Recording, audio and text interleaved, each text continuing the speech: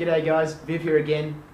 Whilst the computer's been updated with the new version of Windows, I thought I'd quickly refilm a couple of the clips that I've lost.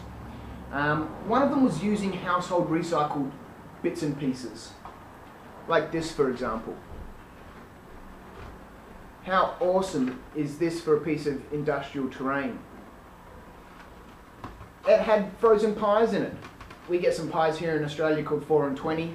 They come stacked, two in this side, 2 in this side, and it's beautiful for a little piece of scenery. Add some embellishments to it and paint it up. It's awesome. Now this one's not too thin. I mean, it's at the top, it's a little fragile here. So hold on to these things. Even though it's fragile, there's a couple of things that we can do. And I'll explain those in just a minute.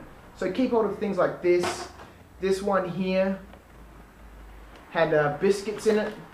Now this one's even thinner and softer than that one. You can see it's been a little bit damaged, but that's good. Damage, pre-existing damage is awesome. It sucks to have to go back and model in damage. Stuff that already comes damaged is damaged. Beautiful.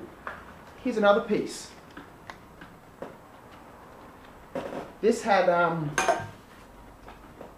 some of those little suction hooks that you stick on the windows that I got for the open sign out the front, and it just came like that. Keep it. Keep this. Throw it in a big box. Keep all this stuff. What happens if it's fragile? If it's fragile, it can still be used. Fragile is good. There's a couple of things you can do with containers like these. One, and I've done it myself and I've seen people do it before, fill it full of plaster. Once it's full of plaster, next time you turn it upside down, it's going to be rock solid. It's going to be beautiful and hard. The only problem is, depending on the size of the container, it can get very heavy. So plaster's good. One other thing you could also use with these containers is an expanding foam, a gap filler. Now this is what I'd recommend and this is what I prefer. Once I get some more of it, I've run out, I'll show you how to do it. But that's awesome. Look for a low expansion gap filler from a can. Comes in a can. You can pick it up from your local home improvement centres, from Bunnings, from Home Depot or Lowe's or whatever you have around you. Obviously, turn your container upside down and spray the foam into it. Normally they have a long tube on it so you can get all the way down to the bottom of the container first and spray in there, and it'll slowly bubble up over the top and expand over everything.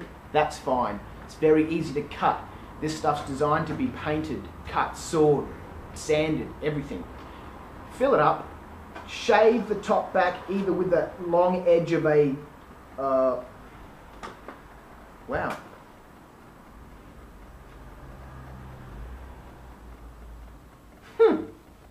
Mind blank. Hacksaw. With a hacksaw blade, cut that back. Or you can cut it back with a knife if you've got a knife, and then sand the bottom of it flat, flip it upside down, whoops, flip it upside down, and it's going to be nice and hard. It's also going to be a lot lighter than it was if you filled this with plaster. So hold on to these things, guys. They're very, very useful. Recyclable plastic food containers. Now I've just shown a couple of examples here, but you get them for everything.